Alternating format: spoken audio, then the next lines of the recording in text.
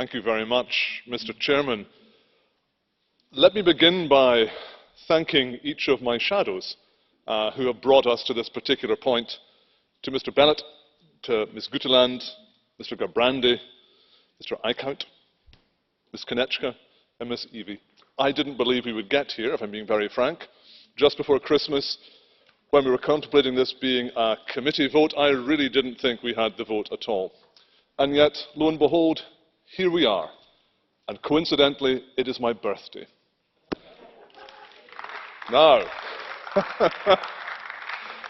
not for me to suggest that passing this would be a perfect birthday present, but I might just hint that that would be a useful thing for us to be doing tonight. It's important to stress again that it's 197 days since I was given this particular dossier to move forward.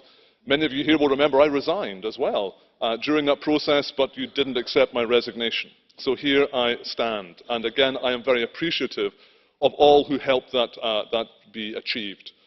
I should also again give thanks to the former chair of the ENVI committee, Mr. Lavia, whose wise counsel at various points stopped me going slightly off the rails, which was very helpful. I should also, of course, as I look toward the front of the room, and I see in the form of Mr. Cagnetti, a gentleman I once described as the Father Christmas of the College of Commissioners, because again, he brought back from Paris quite an extraordinary agreement.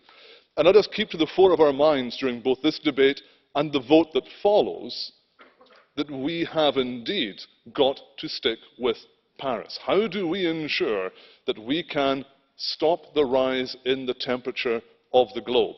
It's as simple as that. We often lose sight of it, and I've more than once lost sight of it in various amendments and various elements of this particular package. But what we are really focused upon, and I believe we must be focused upon, is making Paris a reality. Now, I know that the Council conclusions are not there yet. I know the Council is not yet ready to embrace this, but they will, because they have to.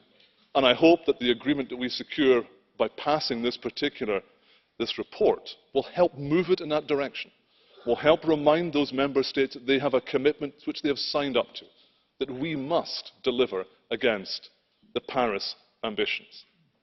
It's also important for me to stress each of the elements of the package. I've been describing it to others a bit like a Jenga tower. I'm not sure if Jenga exists in all the member states of the EU, but broadly it is a tower of various blocks.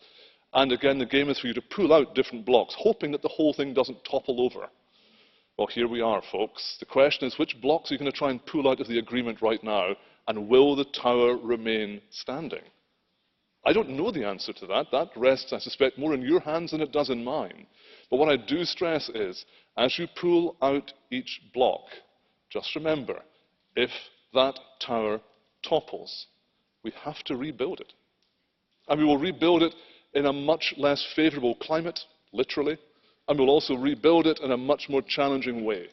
So please be under no illusion when you're considering which amendments you wish to pull out or push in, that we need to deliver a package which works for everyone together.